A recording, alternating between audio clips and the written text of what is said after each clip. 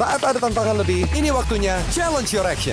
Hemaviton Action, Imun Up. Hemaviton Action, Energy Drink.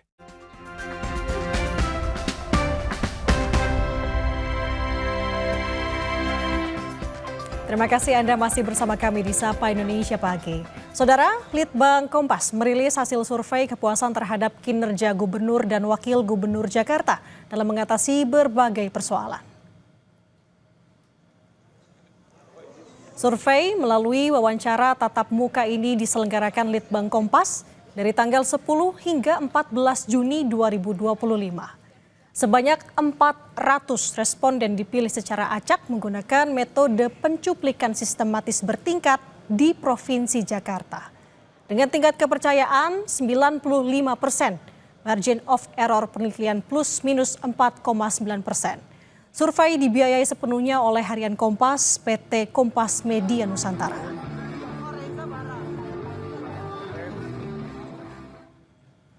Kita lihat data hasil survei penilaian kepuasan unit kerja Gubernur dan Wakil Gubernur Jakarta, Saudara. Dalam diagram berikut, tampak total kepuasan 71,3%. Responden menyatakan puas dan sangat puas. Sementara 24,2% menyatakan tidak puas. 2% sangat tidak puas dan 2,4% tidak tahu atau tidak menjawab.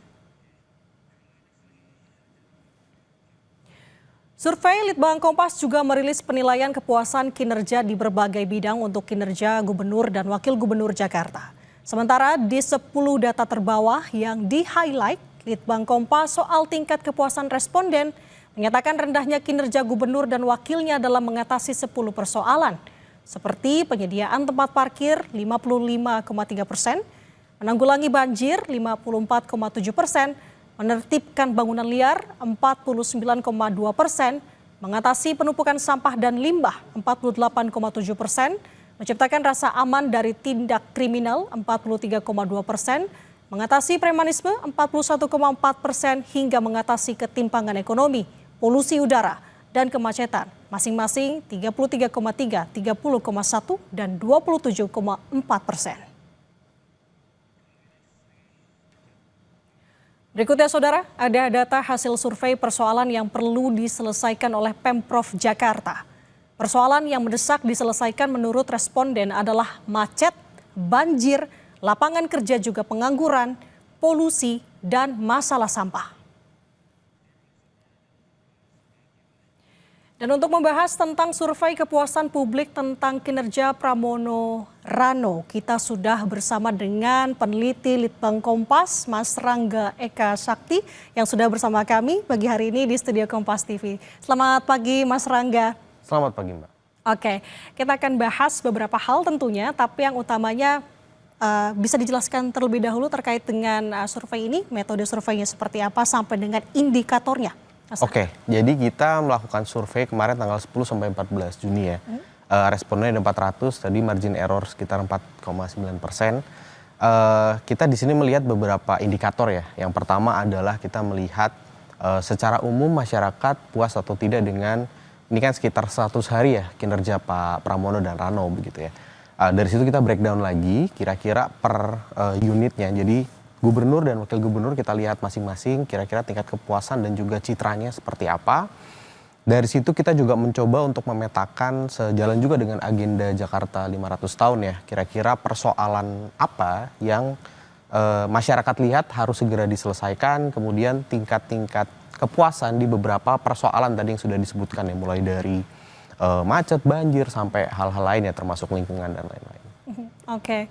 Dan tadi kalau kita lihat juga ada responden yang masih belum bisa menjawab atau tidak menjawab begitu. Kenapa? Apa indikator ataupun penyebab? Ya, jadi memang kita kan juga secara ini kita menanyakan secara bebas ya ke masyarakat kira-kira pendapat mereka seperti apa. Ya memang dalam survei umumnya ada sekian persen dari masyarakat yang mungkin masih perlu pertimbangan atau masih mikir-mikir kira-kira posisinya ada di mana. Tapi dari sini kan sebetulnya kita bisa lihat selama sekitar 3 bulan atau 100 hari berjalan pemerintahan, apresiasi publik terhadap Pak Pramono dan Rano itu relatif sudah cukup baik ya, di atas 70% begitu. Itu kurang lebih yang kesimpulan pertama begitu. Oke, kalau dari data hasil survei ini sebenarnya Mas Rangga, apa persoalan terbesar yang paling disoroti oleh responden untuk bisa harapan ya Pemprov Jakarta bisa sesegera mungkin untuk melakukan penanganan? Ya, tadi kalau kita lihat ini kan dari dua sisi ya, dari masyarakat pertama kira-kira tingkat kepuasannya seperti apa dalam beberapa indikator dan kira-kira persoalan apa yang paling urgent untuk segera diselesaikan oleh pemerintah provinsi begitu. Dan kurang lebih sih ada beberapa poin yang sama ya, dan kita lihat juga ini adalah persoalan laten yang dihadapi oleh Pemprov DKI baik yang sekarang dan juga yang sebelum-sebelumnya begitu. Termasuk soal macet, banjir gitu, sampah ya, pengelolaan lingkungan, kemudian polusi dan yang mungkin yang agak sedikit baru ya itu mengatasi premanisme dan soal lapangan pekerjaan itu mungkin yang agak ini. Tapi secara umum ini persoalan-persoalan laten gitu yang sudah terjadi lebih dari 10-15 tahun di Jakarta. Oke, salah satunya kan yang tertinggi ini adalah di angka macet ya, Betul. Mas Rangga. Ada di sekitar 60,3%. Iya. Nah, ini ada harapan mungkin dari responden untuk bisa menyelesaikan terkait dengan masalah macet ini yang sebenarnya menjadi PR setiap pemerintahan yang ada ya, tampaknya untuk di Jakarta. Ya betul, kalau kita lihat kan sebetulnya pemerintahan Pak Pramono Rano itu cukup mendekati persoalan ini ya dari 100 harian kerja dengan pendekatannya adalah mendorong semakin keterbukaannya akses transportasi umum terutama ke daerah-daerah satelit di Jakarta. Nah mungkin memang perlu waktu yang tidak sebentar ya, harapannya sih mungkin 5 tahun cuman saya rasa sih mungkin lebih panjang lagi untuk bisa mengurai persoalan kemacetan. Kalau kita lihat secara historis kan pendekatan untuk menyelesaikan persoalan kemacetan ini udah ada banyak ya.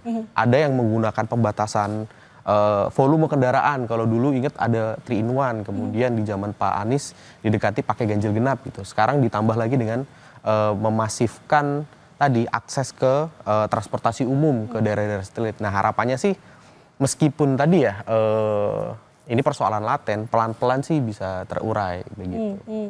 Nah, kita penasaran juga terkait dengan bagaimana pengumpulan hasil simpel atau survei ini berdasarkan kelas-kelasnya. Oke. Mas Rangga. Bisa Mas Rangga jabarkan terkait dengan kepuasan dari tingkat kelas sosial di Jakarta? Jadi kita sebenarnya bisa membedah survei ini dalam beberapa kategori demografi begitu ya. Yang pertama dari kelas sosial. Kita menemukan satu fenomena yang cukup menarik ya. Jadi di semua demografi karena tadi ya hasilnya cukup tinggi ya, kepuasannya 70%. Kalau di breakdown di gubernur dan wakil gubernur itu agak sedikit berbeda ya. Pak Pramono agak lebih tinggi di sekitaran 64%, sedangkan Pak Rano Karno itu di 57,5%. Tapi pada intinya mayoritas kan puas.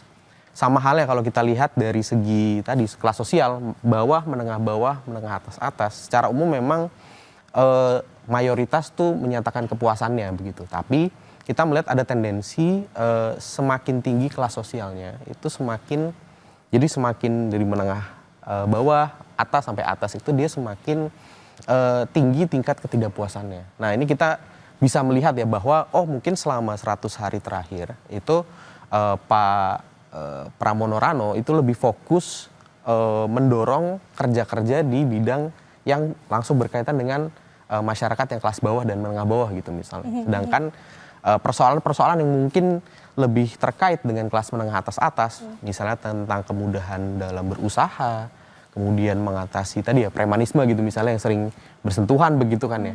Dan soal keamanan itu masih perlu untuk terus didorong, gitu. Perlu dirangkul juga nih masyarakat di kelas menengah atas itu kalau dari tadi ya kelas sosial. Kelas sosial. Dan kalau untuk usia?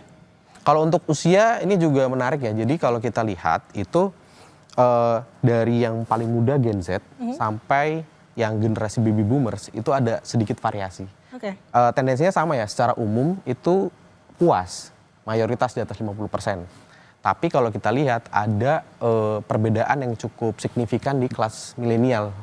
Jadi umur-umur 28 begitu ya sampai 43, 44 tahun gitu.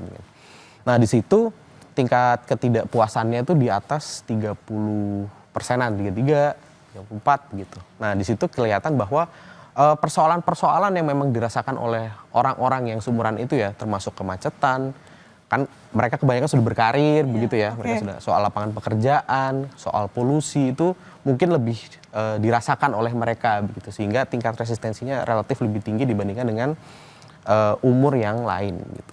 Oke, dari hasil-hasil yang tadi Mas Rangga sampaikan begitu ya Mas, bagaimana sih sebenarnya untuk bisa menguji validitas dari hasil survei ini sendiri? Ya, kalau kita sendiri kan pakai metode sistematis bertingkat begitu ya. Kemudian kita juga melakukannya dengan face to face gitu. Dan kita juga punya kontrol data yang relatif baik ya. Jadi semua hasil kita itu terekam begitu. Ini teknisnya begitu ya, Mbak. Jadi secara umum sih dari segi sampel juga udah cukup. Insya Allah sih relatif aman sih. Oke. Nah, tadi saya baca juga untuk hasil surveinya mengenai antar kota, Mas Rangga, dari Jakarta Utara, Jakarta Timur, Barat. Ini semua ada, Jakarta Pusat bahkan tertinggi terkait dengan persoalan yang diselesaikan oleh Pemprov Jakarta. Tapi ada satu daerah, ada satu wilayah, Jakarta Selatan. Ini tidak ada, Mas Rangga. Kenapa? Sebenarnya gini sih, kalau misalnya kita coba cek ya, kalau kita olah lagi, secara umum sebetulnya Jakarta Selatan, Barat, Utara, Timur itu relatif sama, Mbak. Tingkat kepuasan relatif sama sebetulnya. Tapi yang cukup signifikan berbeda itu adalah Kepulauan Seribu begitu. Di situ tingkat ketidakpuasannya relatif lebih tinggi begitu ya, karena ada beberapa persoalan yang tidak dirasakan oleh masyarakat lain gitu, yang di mainland Jakarta begitu ya. Dan ini saya rasa juga persoalan yang sudah berlangsung semenjak mungkin beberapa periode sebelumnya juga begitu ya. Termasuk soal akses, kemudian air dan lain-lain. Oke, berarti apa yang menjadi fokus sebenarnya oleh warga di Kepulauan Seribu?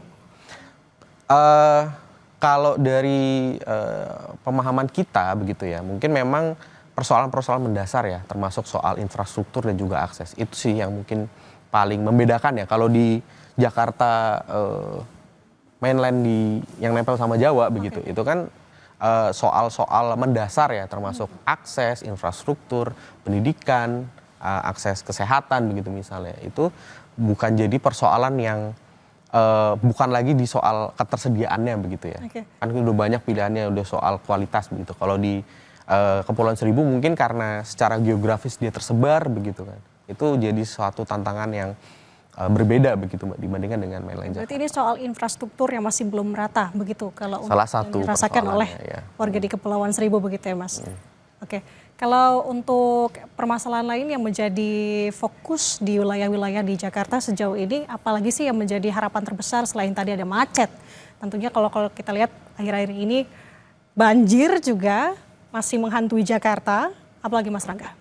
Kalau tadi ya secara umum, apalagi misalnya kita melihat secara longitudinal, artinya kita membandingkan dengan persoalan-persoalan Jakarta selama beberapa tahun ke belakang, yang betul-betul laten, artinya dia selalu muncul ya dalam setiap pengukuran, sudah pasti banjir, macet. Itu udah jadi persoalan yang puluhan tahun begitu ada di Jakarta. Cuman dalam konteks saat ini ya, dengan situasi perekonomian yang mungkin sedikit tertekan begitu. Jadi persoalan soal pengangguran, mengatasi ketimpangan ekonomi, gitu, kemiskinan itu mulai muncul juga begitu. Jadi persoalan yang dirasakan oleh masyarakat. Dan terkait dengan kemacetan juga, itu masyarakat juga melihat soal polusi udara gitu. Jadi kualitas udara yang kotor karena tadi ya macet segala macam itu juga jadi perhatian, dan juga soal sampah. Ini juga terkait dengan banjir kan. Gitu. Jadi kalau misalnya dirangkum sebetulnya persoalan laten Jakarta itu tidak jauh-jauh dari beberapa indikator itu gitu Mbak. Nah ini kan juga jadi penting karena salah satu tujuan atau goal yang ingin dicapai oleh Pak Pramono Rano itu kan menjadikan Jakarta sebagai kota global begitu. Nah ini sesuatu yang agak sulit untuk dicapai apabila persoalan-persoalan mendasar seperti tadi ya, banjir, macet, kualitas udara begitu. Itu kan jadi indikator yang diperhatikan oleh lembaga-lembaga yang tadi punya legitimasi untuk mengatakan bahwa Jakarta tuh sudah sampai kota global nomor sekian. Oke, ini jadi PR sebenarnya ya untuk mewujudkan Betul. Jakarta menjadi kota global. Nah, kalau untuk survei ini sebenarnya Mas Rangga ada komparasi juga nggak dengan pemerintahan Jakarta sebelumnya atau seperti apa? Kita ada beberapa kali ya, cuman jujur saya juga harus buka-buka lagi ya. Cuman pada intinya sesuatu yang tadi saya sudah ceritakan ya, yang laten, artinya saya masih ingat benar-benar begitu ya, beberapa persoalan-persoalan yang secara umum muncul itu adalah terkait dengan tadi banjir dan kemacetan. Itu yang terutama dua hal itu ya yang masih terus membayangi atau meresahkan masyarakat di DKI Jakarta. Dan itu juga mungkin sampai sekarang masih jadi persoalan yang belum ketemu nih rumusan idealnya seperti apa begitu. Oke, ini masih menjadi PR besar sebenarnya ya untuk bagaimana mencari formula untuk menyelesaikan masalah ini. Baik, terima kasih peneliti Litbang Kompas Mas Rangga Eka Sakti sudah berbagi bersama kami menjelaskan terkait dengan hasil survei Litbang Kompas mengenai kepuasan dari Pemprov Jakarta khususnya untuk Gubernur dan Wakil Gubernur Jakarta Pramono Anung dan juga Rano Karno. Saudara, tetap bersama kami. Usai jeda kami akan hadirkan laporan terkini retret Kepala Daerah Gelombang 2 di Jatinangor, Sumedang, Jawa Barat. Jangan kemana-mana, tetap bersama kami di Sapa Indonesia Pagi.